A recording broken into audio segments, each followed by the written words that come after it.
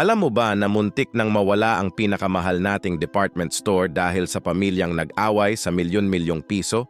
Noong namatay si Lim Eng, founder ng Landmark, noong 2015, nagsimula ang pinakamalaking gulo sa pamilyang negosyante sa Pilipinas. Ang mga anak niya ay nag-away para sa kontrol ng Landmark Makati at iba pang prime properties na nagkakahalaga ng bilyon-bilyong piso.